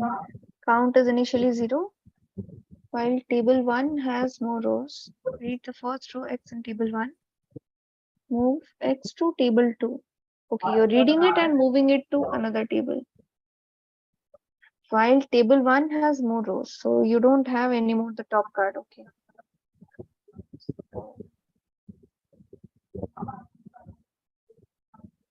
So and so on. This is table 1. This is table 2. See, step number 3, I'm reading the top card, and in step number 4, I'm moving it to another table. Okay. Yes, ma'am. So this is not there in my table 1 anymore. While table 1, that is here, there are more cards. Read the first row Y in table 1, that is B. Count is equal to count plus compare something. Okay, then first we have to analyze the procedure. So compare something A and B. If A is greater than B, then return -1. Okay, so what does this procedure do something doing? Anyone? Ma'am, this procedure is comparing these two cards, and whichever is greater, This it is is returning accepting two things, right? Two parameters. That is, one is A and B. And it is checking if A is greater than B, then this is returning -1. Yes. And if A is less than or equal to B, then this is returning 1. Okay. Yes. Okay. So we have this information with us now. So what this does, count is equal to count plus do something of X total and Y total. Okay. And then count is equal to count plus compare something Y total plus X total. So tell me here the value of X and Y are these only, na? A and B only, na? Yes, ma'am. Move Y to table 3, another table. Table 3. I'm removing B from here. Like Y was B, na? Here. Could you confirm whether B was Y?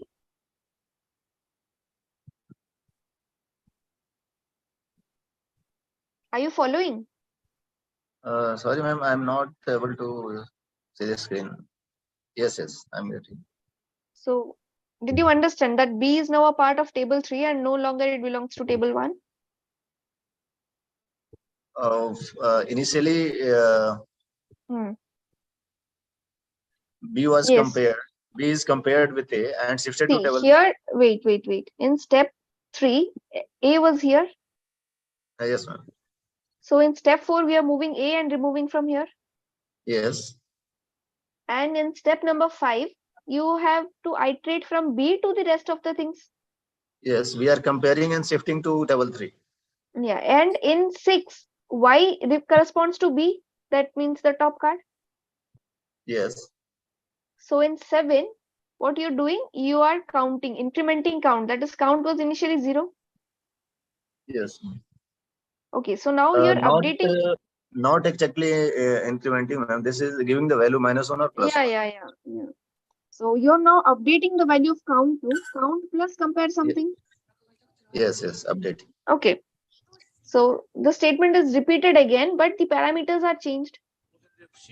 So will the change of parameters cause, will it give something different? But ma'am, in next It count, might give, it might give, right? but in next very next step, ma'am, it is interchanged. The cards are interchanged. क्या मैं क्या करूं The one who was speaking, have I wrongly unmuted you? The one who had a doubt in this question, please unmute yourself. Hello. Yes, ma'am. Sorry, by mistakenly I muted you. I'm sorry. Hello. Yeah. Yes, ma'am. I'm there. Yeah. See, in this two statement, that means number 7 and 8, only the parameters are changed. Like first I'm passing X and Y, and the other way I'm passing in statement number 8. So just the order is changed, right? Yes. So in statement number 7, X dot total, that means X is A and this Y part is B. Yes. And in 8 number statement, X becomes +1 and -1. Y becomes A and X becomes B. Yes. This is right. What is being done in statement number 7 and 8? Like Yes, passing ma'am. the parameters. Okay. And move Y to table 3. That means B, we are moving it to table 3. Yes. Clear till now? But ma'am, one time we are getting the positive value, one time the negative value. We will get that only when X and Y are not equal to each other. Yes. If they are If they are equal, not, then if they are equal, then we'll get 1. one. Okay. When they are Yes. equal. Otherwise, the other way around, like 1 minus 1 and Yes, 1 will be 1. Yes. So if they are equal, then we will get 1 twice. 1 twice if they are equal. Yes.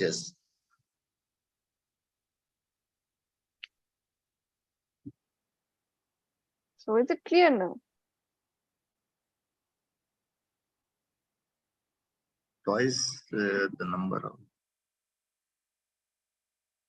Okay. Yes, ma'am. Clear. Same total number. Okay. Clear, or should I explain again?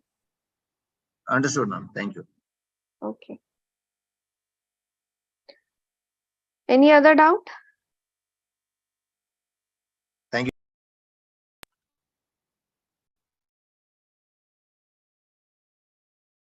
Anyone else having any doubt?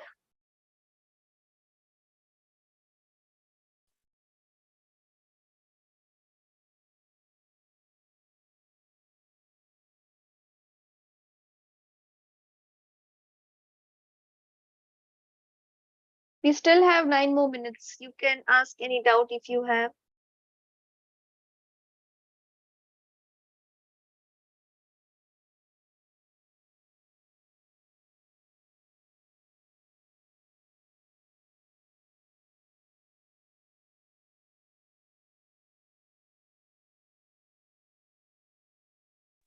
Ma'am, can you explain question number 11, please?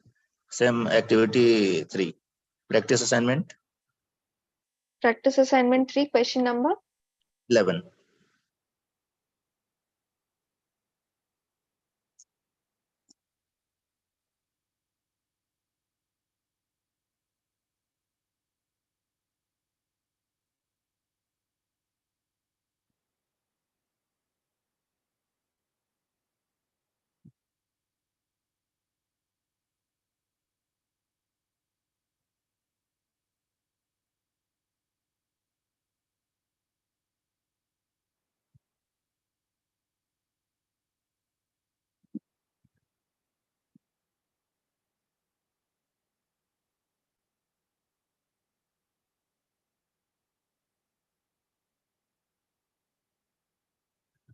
Is this the question?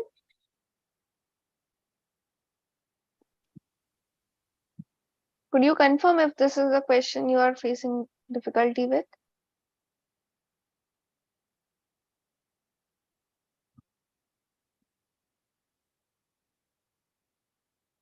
Are you there? Hello. Yeah, this is the question. Yes, ma'am. Yes,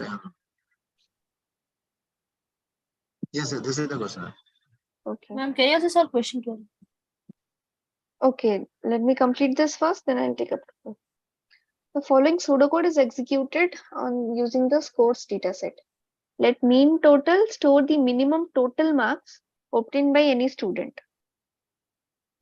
So I have a variable mean total. So I change this.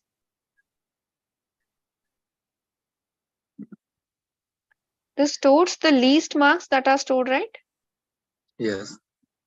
What will be the value of flag at the end of the execution? So A is initialized to 101, B to 101, C, D all initialized to 101, and flag to false. So flag is false. While pile 1 has more cards, read the top card X from pile 1. A, B, C is equal to do something. Okay, procedure do something. Procedure do something will accept 4 parameters. If Y, okay. So this one corresponds to a card. Okay, Yes, ma'am. Y. Mathematics is less than A. Whatever value is given, then A will store Y dot mathematics. And if the physics marks are less than B, then this will store Y dot physics and see ABC is equal to do something. Okay, so do something procedure is finding, it is updating ABC and it is storing the minimum of A given Y dot mathematics, means the current value of the card. If the current value of the card having marks less than the mathematics marks that is stored in A, then it is updating that, right? Yes, yes. So this while loop will actually find the minimum marks that are in mathematics, chemistry, and physics. So A will store the minimum physics marks. B will store, A will store mathematics, A for mathematics, B for physics, and C for chemistry. Okay. And now what D does? D is summation of minimum marks of all the three. This is what being done. So D stores the sum of the minimum marks stored in physics, chemistry, and mathematics. If mean total, this is minus or equals. If minimum total minus D. Okay. If minimum total, it stores the minimum total marks obtained. Okay. So D and minimum total are almost same. So this has to result in 0. If this is greater than equal to 0, then flag is equal to true. True, right? This will be true. Ninth, ma'am, could you please explain this ninth line? 9 number line. Line number 9. Okay. So have you understood this while loop part? What it does? Yes, ma'am. This computes the minimum marks and they are stored in variable A, B, and C. Yes. Okay, so what is D doing? D is adding A, B, and C, right? That means you are finding a summation of the marks, all the minimum, all the marks, minimum marks. subject-wise. And what is mean total given to you? Minimum total marks obtained by a student. That is minimum marks obtained in physics, chemistry, and mathematics, and sum of that.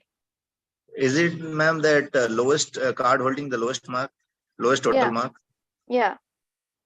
Okay. Ma'am, but it is written any student, so it can be random. Yeah, the minimum total marks. Yeah, fine. From where we are, okay. A, B, and C, what they are storing? They are storing the minimum marks, right? They may not be from Okay, the okay, same student also. See, in okay. this case, If had it been from the same student, then it would equate to 0. no, see, this part, what it is doing, it is computing the minimum physics marks, chemistry marks, and physics marks may not be Yes. from a single student also. Okay, from the I mean to entire say data that, set. From the entire data set, it is computing the yes, minimum yes. marks.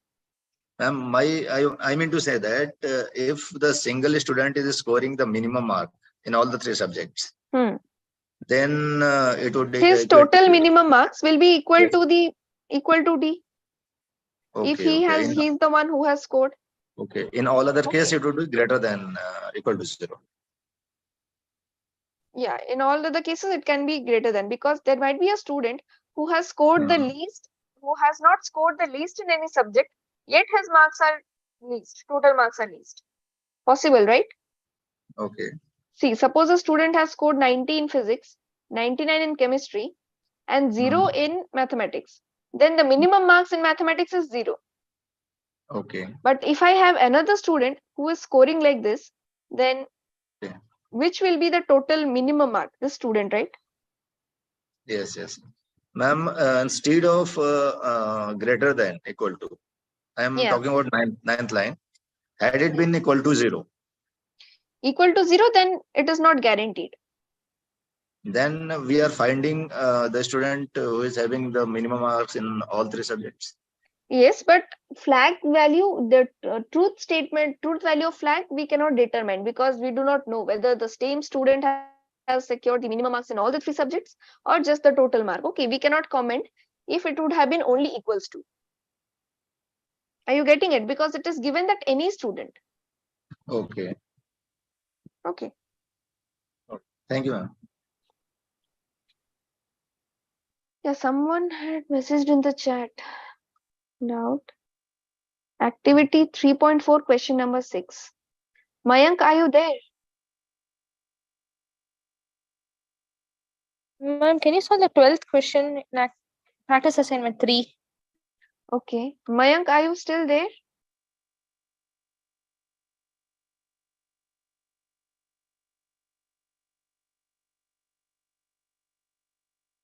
Well, practice assignment 3, question number 12. Yes, ma'am. Fifth.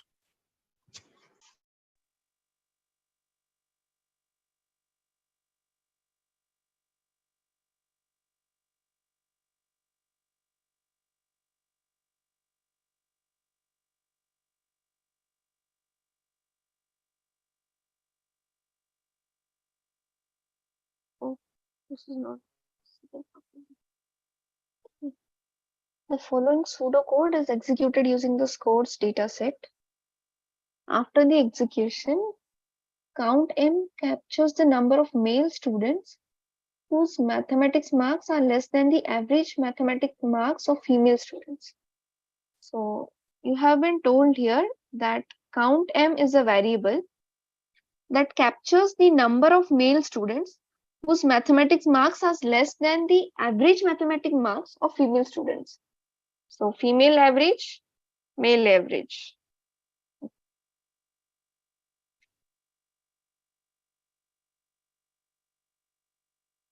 For mathematics marks only.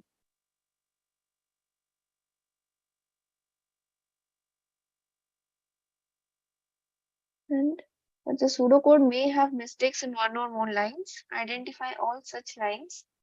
Assume that the statement not listed in the options below are free of errors. Okay. Sum is equal to 0, count is equal to 0. While pile 1 has more cards, keep the top card. Sum and count is equal to add marks. So there is a procedure, add marks. We have to analyze this first. Actually, I have understood most of the things, ma'am. In in line 11 is the answer. I just want to know what is error, ma'am. Like, how can we modify it? Like, let me check. Okay, before analyzing it, I cannot comment. So let me just check once. So this is a card. This is sum F, count F. If gender is female, then you're computing the female, executing it. If gender is female, then sum of mathematics marks, this is count, return the sum and count. Clearly visible what is there in the question. Okay, this is passed as a list.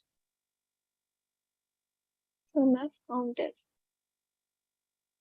Then move the card X. So average T is equal to sum by count.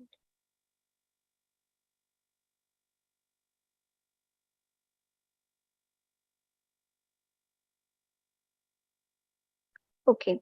Do you understand what this procedure add marks does? This helps in computing the average marks of female students for mathematics. Okay. Yes, ma'am. Clear till the step 7? Clear, ma'am. So in average T, I have this one, average of female students. Now count M is equal to 0. Okay, number of students, it's 0. Ma'am, I don't think average T is just female students or all any student, ma'am. Sorry? Is average T just female student or any student? Like No, only female students. See the if condition. If it's female, it's checking only for a female student, it's computing. Okay. it's only Y, right, ma'am? Like, Yeah, Y. For Y, you'll be passing here X, right? X is what? A card. yes, ma'am. And then you're checking if that card belongs to a female student, only then you're computing it. Otherwise, you're okay. returning it as it is. Yes, ma'am. Got it. Got it? Yes, ma'am. Okay. So till here, this computes the average of female students. Now, while pile 2 has more cards, that means all the cards might have been shifted to table 2 now. So read the top card X. If X dot mathematics is less than average T, count M plus 1. Mathematic marks is less than. So here you are not checking whether X is a male student or a female student, right? Female student. Okay, ma'am. Got it? Yes, ma'am. Got it.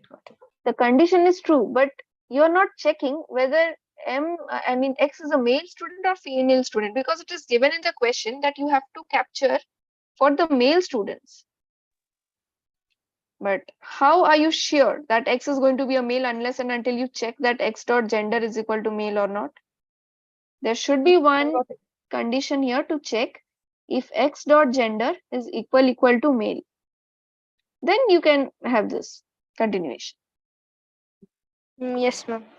Clear? Clear, ma'am. Got it. Okay. Mayank, are you Ma'am, here? Yeah. Yeah, I'm sorry. Actually, I was there. Are you the same one, like activity 3.4, question number 6? No, ma'am. No. Okay. You have any doubt? No, ma'am. No, I am actually trying to get in touch with Mayank Saini. He had doubt with activity number 3.4, question 6. Is there or not? I do not know. The participants. It's not there. Okay. You have any doubt? If anyone has any doubt, we can quickly discuss it. It's already time up. So maybe 1 or 2 quick doubts we can take if you have.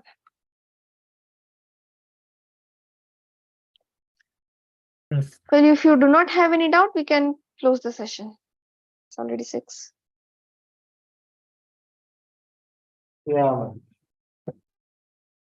Any doubt, anyone? No doubt. No, ma'am. Okay. Okay. See you all next week. Okay, thank you, ma'am. Thank All you. right. Thank you, ma'am. Thank you. Okay.